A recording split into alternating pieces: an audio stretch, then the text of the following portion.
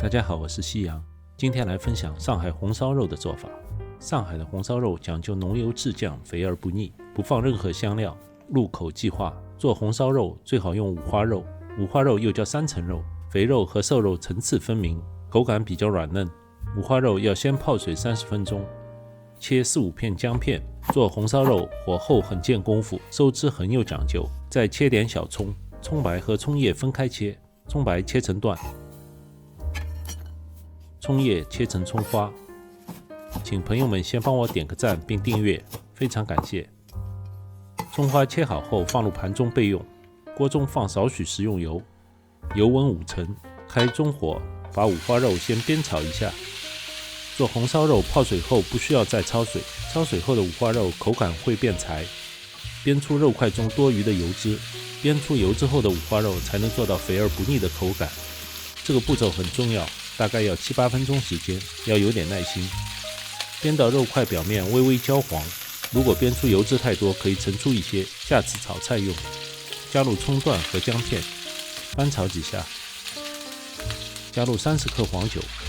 当地做五花肉一般不炒糖色，直接用黄酒、酱油、冰糖调出红烧肉的色泽。加入20克老抽，老抽会用多一点，20克生抽。再次翻炒上色，加入冰糖40克，8克白砂糖，翻炒均匀。混合2种糖可以让五花肉色泽红亮，口味更加香浓。加入1碗温水，到食材2/3处，加盖，大火烧开，转小火煮1个小时。时间到，打开锅盖，尝一下咸淡。我加了2克食盐，控制好咸度，一会儿汤汁收浓后会更咸。开大火收汁，让汤汁变得浓稠。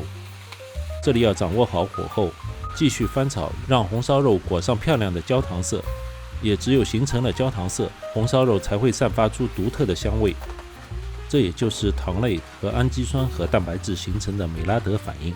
这种反应形成的香气会特别诱人。淋上少许热油，使红烧肉更有光泽。等酱汁变成浓稠后，就可以出锅了，不需要另外勾芡。所以收汁在制作红烧肉中是非常重要的一步。红烧肉色泽红亮，浓郁的酱汁紧紧地包裹在肉块上，撒上葱花，一道极具上海特色的红烧肉就做好了。上海红烧肉是上海地区一道传统的家常菜，可以说每家每户都有自己的做法。红烧肉肥而不腻，浓油赤酱，入口即化，但口感偏甜，好多人吃不惯，而吃惯的却再也忘不了。